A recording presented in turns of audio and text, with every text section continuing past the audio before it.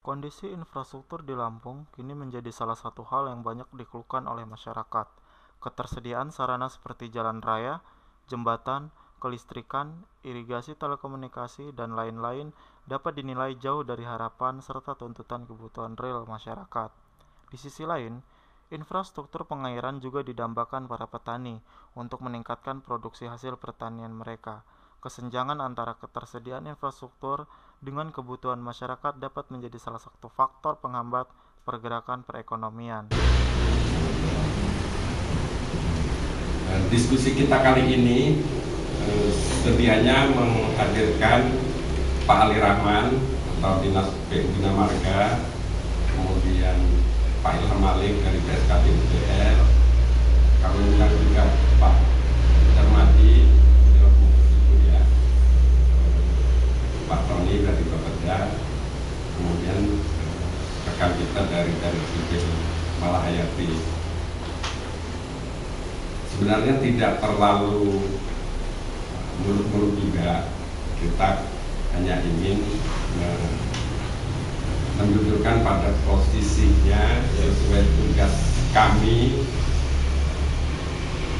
dalam keseharian. Kami ini merekam, mencatat banyak sekali keluhan masyarakat terhadap infrastruktur.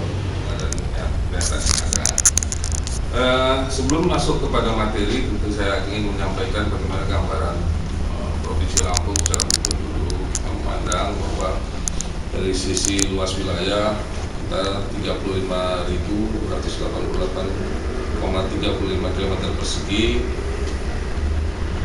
termasuk pulau-pulau kecil. Kalau dihitung itu 51.991 di satu wilayah yang sangat luas, gitu ya.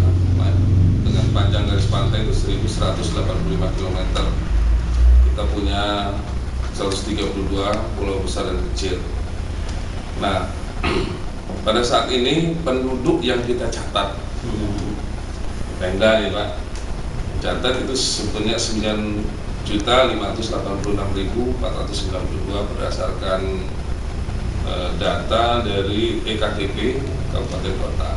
Ini mungkin berbeda dengan agak spesifik sedikit masuk ke jalan. Bagaimana kita berdasarkan Undang-Undang 38 tahun 2004 tentang jalan, kita tahu, saya rasa bapak-bapak ini sudah jelas ada 3 kategori: jalan nasional, jalan provinsi, dan jalan kabupaten. Dan kewenangan itu sudah melekat sesuai dengan Undang-Undang 38. Dan berdasarkan keputusan Menteri PU nomor 631 garing KPTS garing M 2009, panjang jalan nasional di Provinsi Lampung itu 1.159,57 km. Dan tahun ini menurut evaluasi Kementerian PU, kondisi dari 1.159 tersebut 962 km kondisi mantap. Catat mereka, kalau saya salahin saja. 962.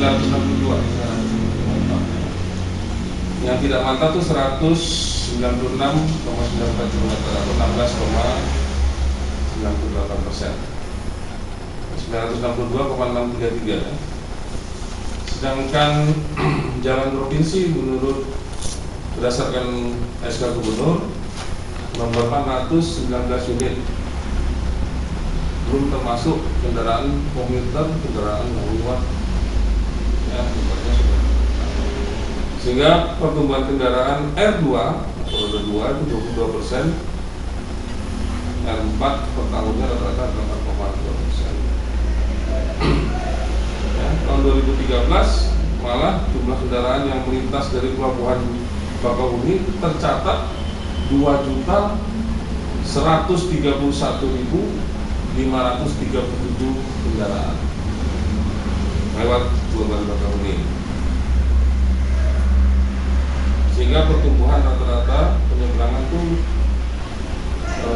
kita perkirakan sampai tahun 2017 itu rata-rata 8,11% peningkat.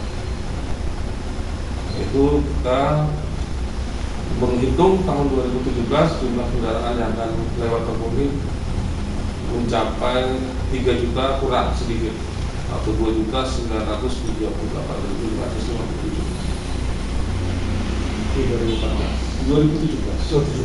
Ini kata prediksi ke depan. 3 jutaan kan? Iya. Nah, sekarang apa sih masalahnya dengan transportasi kita ya? Kita melihat bahwa posisi kita kan di penghujung yang beban kita berat. Itu keterbatasan dana.